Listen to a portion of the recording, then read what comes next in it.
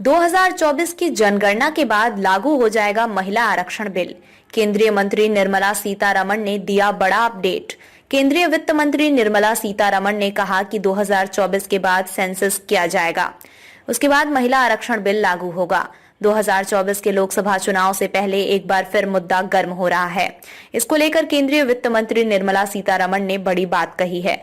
शुक्रवार 15 दिसंबर को उन्होंने कहा कि केंद्र 2024 की जनगणना के बाद महिला आरक्षण विधेयक को लागू करने के लिए कदम उठाएगा। दक्षिण कन्नड़ जिले के मूडबिद्री में रानी अबक्का के नाम पर एक स्मारक डाक टिकट जारी करने के बाद सीतारमण ने ये बात कही। इस दौरान उन्होंने प्रधानमंत्री नरेंद्र मोदी की सराहना भी की।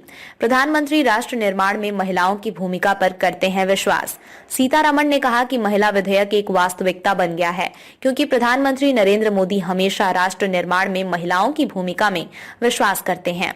न्यूज एजेंसी पीटीआई की रिपोर्ट के मुताबिक पुर्तगालियों के खिलाफ लड़ने वाली 16वीं सदी की उल्लाल की रानी अबक्का के साहस और वीरता की सराहना भी केंद्रीय मंत्री ने की। सीतारमण ने कहा कि केंद्र सरकार ने कई अज्ञात सेनानियों के योगदान का दस्तावेजीकरण करने के लिए कदम उठाए हैं, जिन्होंने शाही ताकतों के खिलाफ लड़ाई लड़ी थी।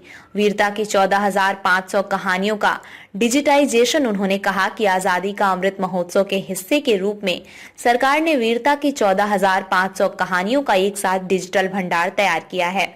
इसमें स्वतंत्रता संग्राम से जुड़े स्थानों पर प्रकाश डाला गया है। केंद्रीय संस्कृति मंत्रालय ने स्वतंत्रता संग्राम में महिलाओं की भूमिका, संविधान सभा में महिलाओं और स्वतंत्रता संग्राम के आदिवासी नेताओं पर 3 किताबें लाने के लिए अमर चित्र कथा के साथ भी समझौता किया है। रानी अबक्का के नाम पर खुलेगा सैनिक स्कूल।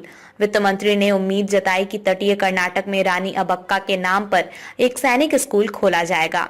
उन्होंने स्मारक डाक टिकट के लिए इस्तेमाल किए गए रानी अबक्का के चित्र के लिए कलाकार वासुदेव कामत को भी बधाई दी। संसद के दोनों सदनों में महिला आरक्षण बिल पास होने के बाद राष्ट्रपति द्रौपदी मुर्मू ने इस पर हस्ताक्षर कर दिया है। इसके बाद अब ये कानून बन गया है। इसके प्रावधानों के मुताबिक 2024 के सेंसस के बाद इसे लागू कर दिया जाएगा। इसके बाद राज्यों की विधानसभाओं और लोकसभा में 33% महिलाओं का प्रतिनिधित्व सुनिश्चित हो सकेगा। प्रधानमंत्री राष्ट्र निर्माण में महिलाओं की भूमिका पर करते हैं विश्वास। सीतारमण ने कहा कि महिला विधेयक एक वास्तविकता बन गया है, क्योंकि प्रधानमंत्री नरेंद्र मोदी हमेशा राष्ट्र निर्माण में महिलाओं की भूमिका में विश्वास करते हैं। न्यूज एजेंसी पीटीआई की रिपोर्ट के मुताबिक पुर्तगालियों के खिलाफ लड़ने वाली 16वीं सदी की उल्लाल की रानी अबक्का के साहस और वीरता की सराहना भी केंद्रीय मंत्री ने की। सीतारमण ने कहा कि केंद्र सरकार ने कई अज्ञात सेनानियों के योगदान का दस्तावेजीकरण करने के लिए कदम उठाए हैं, जिन्होंने शाही ताकतों के खिलाफ लड़ाई लड़ी थी।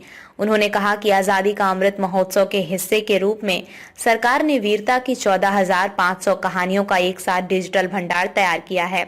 इसमें स्वतंत्रता संग्राम से जुड़े स्थानों पर प्रकाश डाला गया है।